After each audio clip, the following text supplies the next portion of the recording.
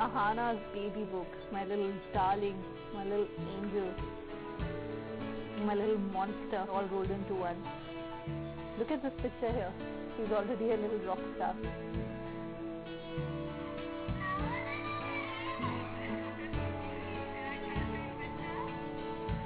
This is Ahana and her cousins when Ahana was just 6 months old. She's a brat. She would laugh at the smallest of things. She could have long conversations with her kid mobile.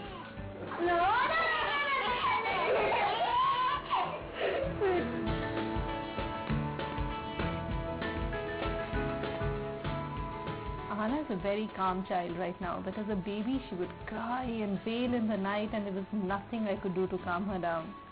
I mean, a lot of first-time parents like me think it's colic, right? Nothing to worry about. And then, around her first birthday, a bite of a beautiful cake and Ahana was breaking into hives. Tummy upsets and throwing up, growing pains, right? Many very expensive tests and many specialist visits later, we knew Ahana was allergic to both milk and wheat.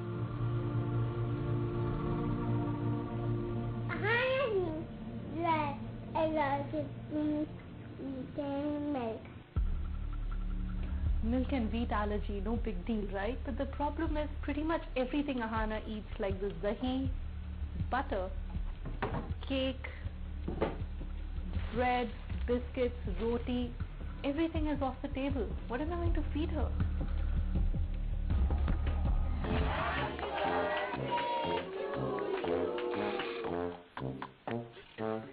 And then I started meeting other moms at birthday parties.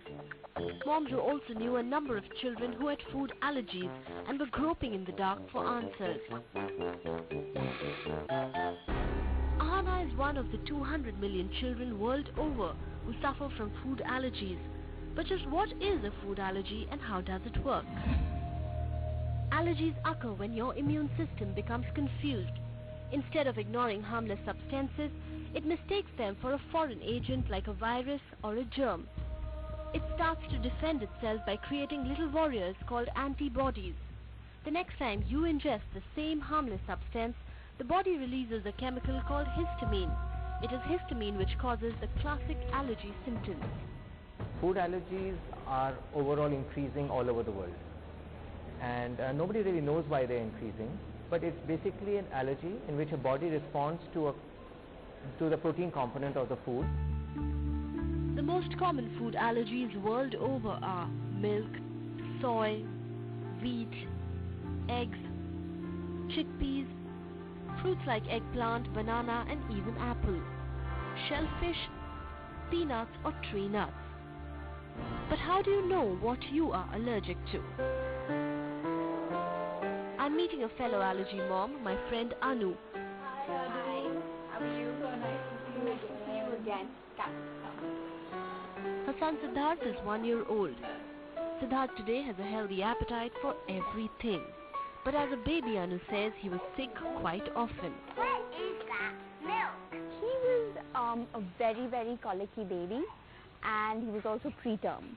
So what actually happened was that he was in a lot of pain, he was crying a lot, and then after a point we actually found out that he even had perianal fissures, and they looked really painful, and of course he was crying a lot every time he passed motions.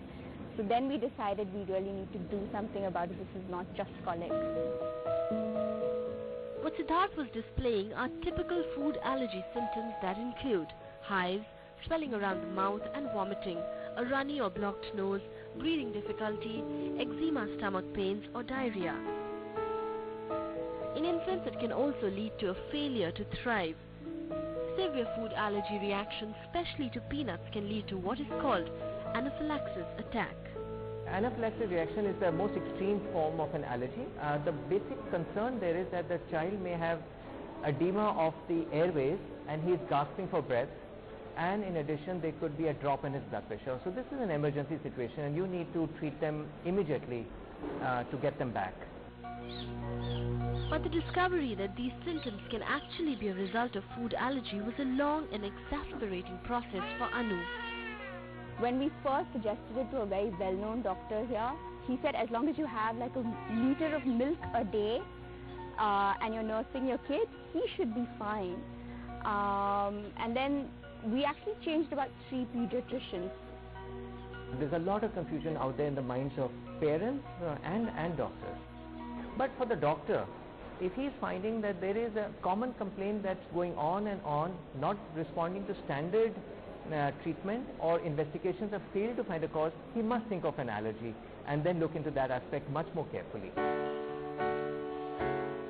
Since Anu was breastfeeding Siddharth, she had to go off everything: milk, soy, wheat, nuts. After months of struggle, Siddharth was thriving, but things got difficult for Anu.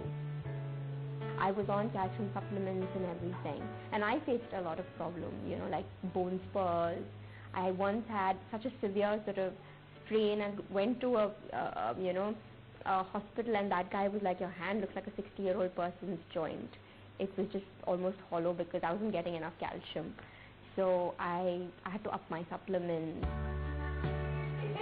Anu and Siddharth are coping well today. Anu's become a bit of a whiz in the kitchen, even baking him an eggless, milkless cake on his birthday. And now that she's not breastfeeding, Siddharth is on a special hypoallergenic formula. We found a formula which is not available in India, so we have specific chemists who will source it from exporters, and it's superbly expensive with custom duties and everything together. Well, you know, I found out about Anu and Siddharth at about the same time that I was discovering Ahana's allergies. So were these children just popping up all over urban India, or was there actually a drastic rise? Well, there's no India-specific data available, but in the UK, US and rest of the Western world, there's definitely a rise in food allergies. What we know is that in the US in the last 1 decade, food allergies have gone up from 10% of all children to 18%. In UK, hospital admissions due to severe food reaction have doubled. With a lot of us in urban India shifting sharply to a diet of processed Western foods, allergies have also gone up. Also, how we are growing our food is directly impacting us. Though we are getting reports of wheat allergy from all over the world, including South India, the incidence is much higher in North India because we eat more wheat. Also, the hexaploid wheat that we are now using is more antigenic. So there are more antigens on it, so definitely much more allergies will happen from it. As food allergies increase across the world, research is on in the field of immunotherapy to make allergy vaccines. But till then, here's what doctors say can help reduce the incidence of food allergies. Longer breastfeeding, eating a lot of fresh fruits and yogurt during pregnancy, traditional food and spices in Indian food can help reduce use of disinfectants at home. You know, now in big cities and in big stores like these, you have entire sections that are dedicated to allergy-free foods. So you have these options in big stores, but you still have to be a voracious food label reader, and as a parent, that has to be your job. The words we allergy moms have to memorize are crazy. For milk, look out for words like whey, casein, lactose. Soy is mainly found in Asian cuisine. Look out for miso, natto, shoyu. For wheat, look out for breadcrumbs, cereal extracts, semolina. Wheat is also sometimes found in soy sauce, starch and glucose syrup. For egg, words like albumin, eggnog, lysozyme are used. Egg is found in a lot of baked goods. Remember, when in doubt, just leave it. Let's go to school, darling. Then we have to first pack your bag. Once you know your child has food allergies, you have to make sure they understand it. You have to make your friends and family and school understand that your child has allergies that are serious. Okay. It's a festival celebration at Ahana's daycare, but her caregivers know that they have to be careful with what they give her. On the menu put up on the notice board, there are special dishes marked for Ahana. She gets to sit with her friends and eat the meal they are eating, except her puris are made of gluten-free flour. She surprises me with her ability to say no to what is bad for her. Sandwich is not good for her. Only my face can eat sandwich. Coming up after the break, If I eat anything, I start vomiting and I get swollen. we take your questions regarding allergies in children to the best doctors in the field.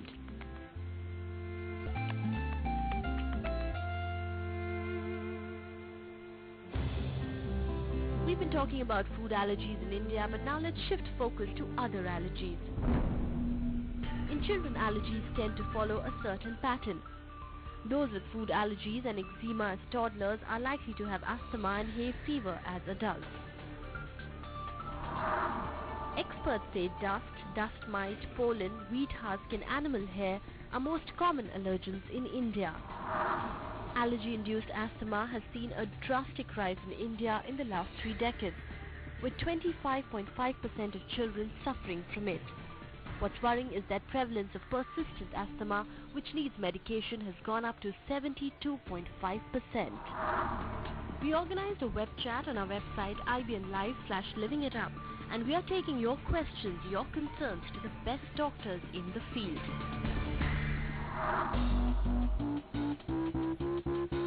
Hi Dr. Kishore. I find people my age suffering from airborne allergies that refuse to go even with changing season. Can you tell me why?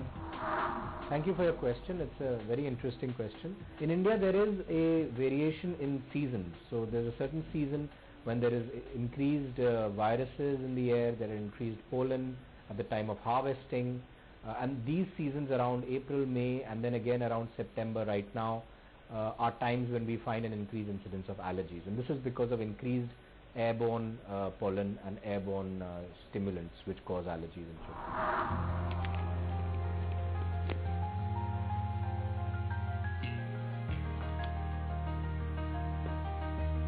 Hi Dr. Kishore, this is Preeti here. Hello. Hi. My daughter Anushka is 5 years and has been suffering from allergies for the last 2-3 years. We've heard about these shots in the US. Do you reckon we could give her these shots as well? Allergy shots are useful in the US and in UK primarily because allergies over there are related to a single antigen or a single allergen. In such cases, allergy shots do have a role to play. However, in India, most allergies are multifactorial and they are dependent on many allergens. So it is practically not very useful to desensitize children to multiple allergens, and the efficacy and usefulness also in such situations is limited. Thank you, doctor.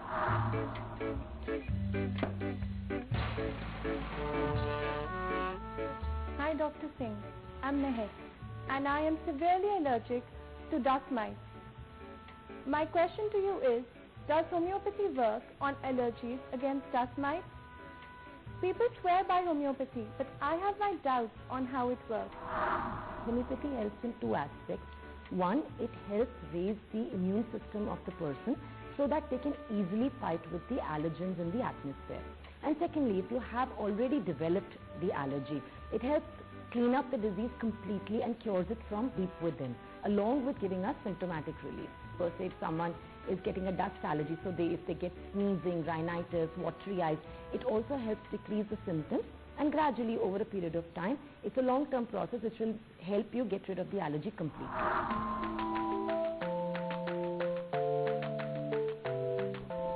Okay, I've just been doing a web chat and I've got many questions regarding milk allergy and lactose intolerance. Milk allergy basically is allergy to the protein in the milk or things made from milk, even maybe burfi.